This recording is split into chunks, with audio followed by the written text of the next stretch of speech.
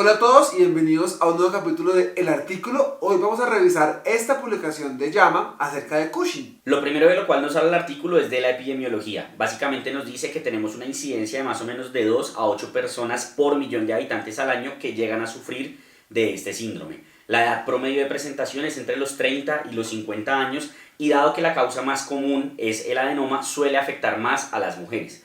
Y como vamos a ver más adelante, tiene una presentación muy atípica o muy multisistémica e inespecífica, lo cual hace que se demore hasta 3 años usualmente las personas en promedio en llegar a ser diagnosticadas. Para poder entender las causas y la fisiopatología, nos toca recordar el eje hipotálamo-hipófisis adrenal.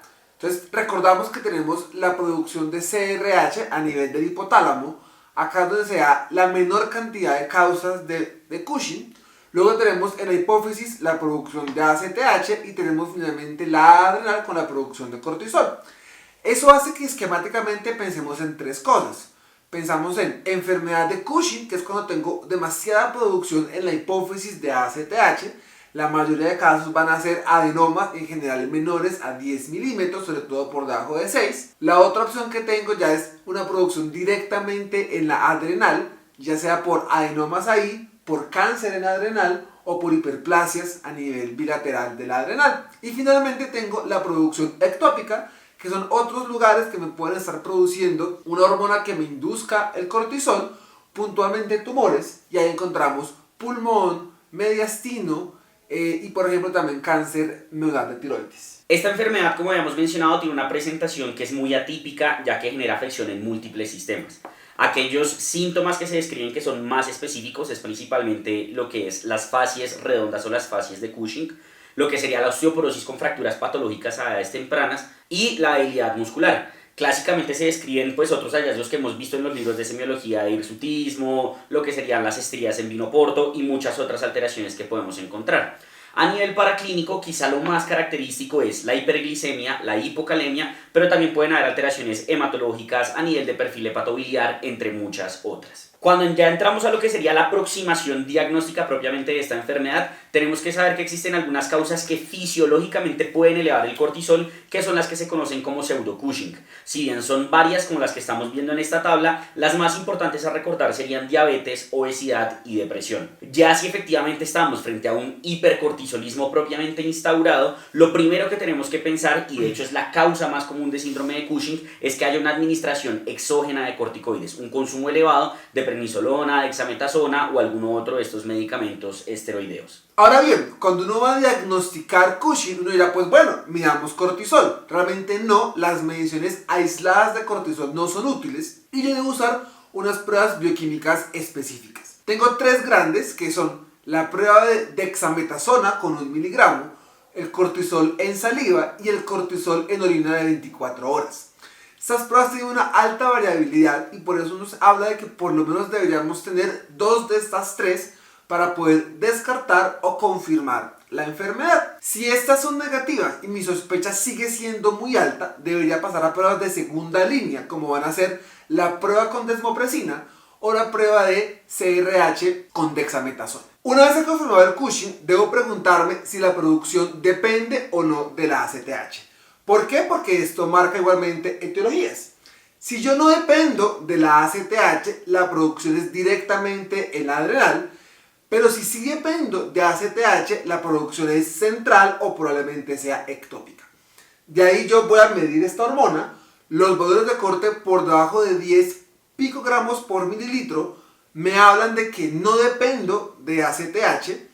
De 10 a 20 es una edad gris, pero también se considera como que no dependo de la hormona central, y por encima de 20 es dependiente y por encima de 250 en general son producciones ectópicas. Si yo tengo una producción que me dice que es de la adrenal, o sea, si por debajo de 10, debo ir a ver la adrenal con una tomografía con protocolo adrenal buscando un adenoma o un carcinoma. Por otro lado, si considero que es dependiente de ACTH, debería hacer una resonancia cerebral tratando de buscar el adenoma a nivel hipoficial. Si lo encuentro y este mide más de 6 milímetros, listo, tengo enfermedad de Cushing.